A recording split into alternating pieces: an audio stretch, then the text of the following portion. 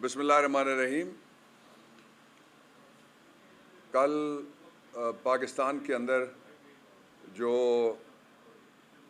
مہنگائی ہے یا افراط زر ہے وہ ریڈ زون میں داخل ہو گیا ہے۔ پہلے وہ مرحلہ تھا جس پہ لوگ بجلی کے بل لے کے باہر نکلے ہوئے تھے اور کھانے پینے کی چیزیں ان کو نہیں مل رہی تھی، لیکن کل سے ریڈ زون میں افراط زر یا مہنگائی چلی گئی ہے۔ اور کل ایک ایسا واقعہ ہوا جس کے بعد جو پاکستان میں احتساب تھا وہ فوت ہو گیا ادارہ۔ میں 3 حوالوں سے آپ کے ساتھ کچھ معلومات شیئر کرنا چاہتا ہوں، اور ان میں سے پہلا حوالہ یہ ہے کہ پاکستان کی تاریخ میں پہلی مرتبہ پاکستان جب بنا تھا تو اس کو کہتے ہیں PCA 47 prevention of corruption act 1947۔ وہ پیچھے سے چلا آ رہا تھا جو استعمار کے زمانے کا، اور اس کو ہم نے اڈاپٹ کر لیا تھا۔ اس وقت جب میں آپ سے بات کر رہا ہوں تو ملک میں احتساب کا جنازہ نکل گیا ہے۔ ملک میں 95% مقدمات جو احتساب کے تھے وہ سارے کے سارے ختم ہو گئے، اور میں آپ کے سامنے 6 حوالے رکھوں گا۔ ان میں سے جو 95% مقدمات ختم ہوئے ہیں اس میں کوئی کلرک شامل نہیں ہے، اس میں کوئی پٹواری شامل نہیں ہے، اس میں کوئی بے گناہ آدمی شامل نہیں ہے۔ بڑے بڑے سارے مجرم جتنے بھی تھے جن کا تعلق 3 صوبوں سے ہے۔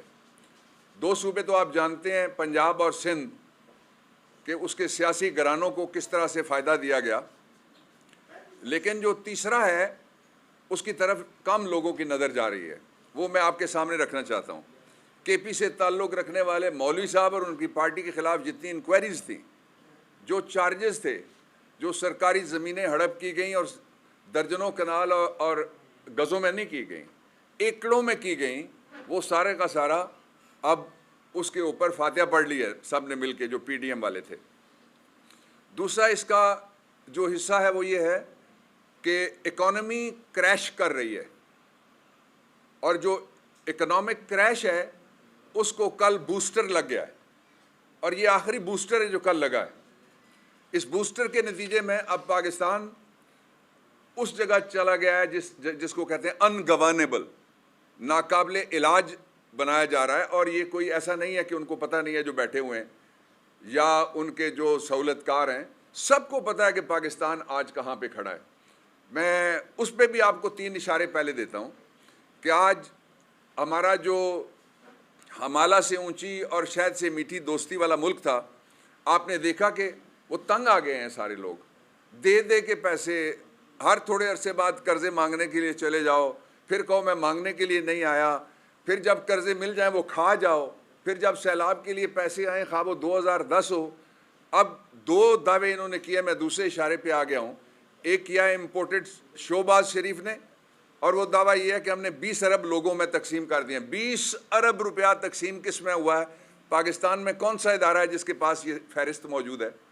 وہ ہمیں نہیں دکھانا چاہتے، نہ دکھاؤ، میڈیا کو دکھا دو، قوم کو دکھاؤ، بتاؤ کہاں پہ 20 ارب روپیہ لگا ہے۔ 20 ارب روپیہ تھوڑا نہیں ہوتا، 20 ارب روپیہ بہت بڑی رقم ہے۔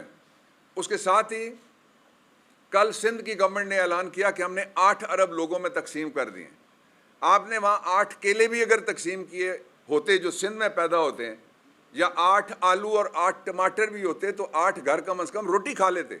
وہاں لوگ سانپوں کے حوالے ہیں، بچھوؤں کے حوالے ہیں، مچھروں کے حوالے ہیں، عفریت کے حوالے ہیں، اور بیماری کے حوالے ہیں، اور بے بسی اور بے کسی کی تصویر بنے ہوئے لوگ بیٹھے ہوئے ہیں۔ میں کل جو کچھ ہوا، میں سب سے پہلے اس حوالے سے جو پاکستان کے صدر ہیں عارف علوی، ان کو میں خراج تحسین پیش کرنا چاہتا ہوں قوم کی طرف سے، کہ انہوں نے پورا سٹینڈ لیا آئینی طور پہ اور قانونی طور پہ، اور انہوں نے راستہ روکے رکھا جب تک آئینی طور پہ ان کو اجازت تھی کہ پاکستان میں جو نیب کے قانون میں ترامیم کے نام کے اوپر احتساب کے ادارے کا جنازہ نکالا گیا ہے، اس کو انہوں نے روکے رکھا تھا۔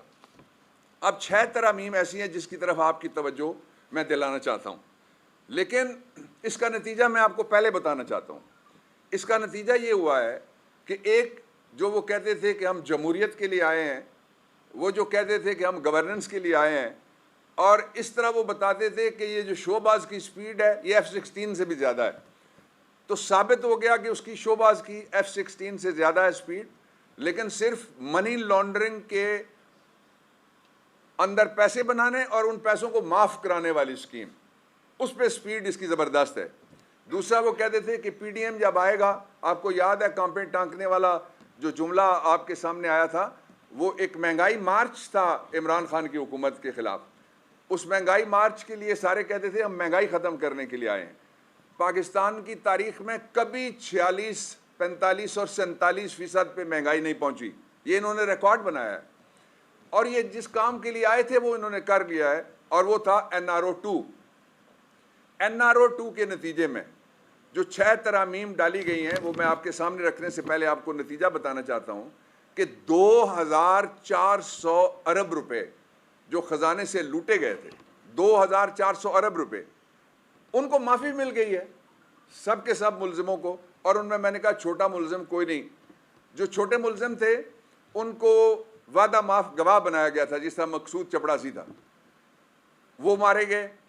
جس طرح سے ڈاکٹر صاحب تھے ایک جنہوں نے تفتیش کی تھی، وہ بھی اس دنیا سے چلے گئے۔ یہ سارا ایکشن ری پلے ہوا ہے۔ میں قوم کو یاد دلانا چاہتا ہوں NRO1 کا۔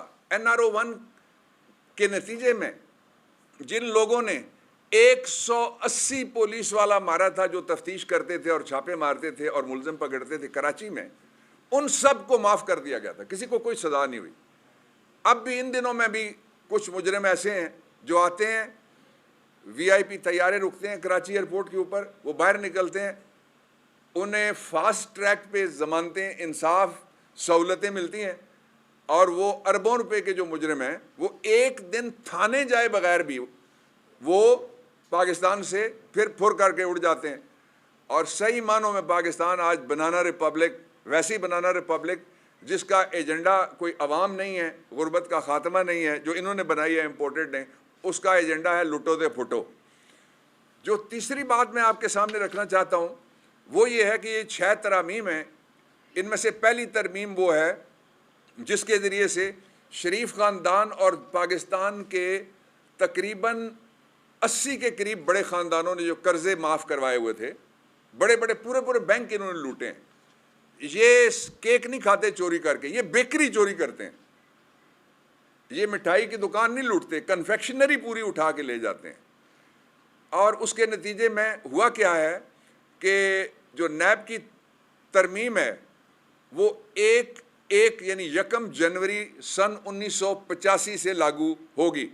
اس سے پیچھے کے جتنے قرضے معاف کیے گئے، بینک جتنے کے جتنے لوٹے گئے، اور جو پاکستان کی دولت کو لوٹ کے باہر بھیجا گیا، وہ سارے جائز ہو گئی۔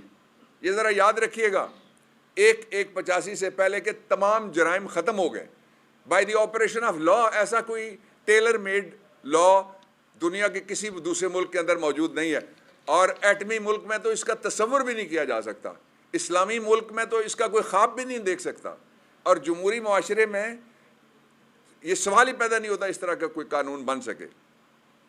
اس میں سے اب میں دوسری ترمیم پہ آؤں گا، میں آپ کو چہرے دکھانا شروع کر دوں گا، اس کے لیے ویژول کی یا فوٹو کی ضرورت نہیں ہے، آپ خود پہچان جائیں گے۔ پہلا چہرہ میں آپ کو دکھاتا ہوں دوسری ترمیم میں۔ اس ترمیم کے ذریعے اہل خانہ کے اثاثے ملزم کے اثاثے تصور نہیں ہوں گے۔ آپ کو یاد آ گیا کون ہے جو دوائی لینے گیا تھا؟ وہ کہتا ہے یہ فلیٹ تو میرے ہیں ہی نہیں۔ بیٹی کہتی ہے میں تو لندن میں، کیا پاکستان میں میری کوئی جائیداد نہیں ہے۔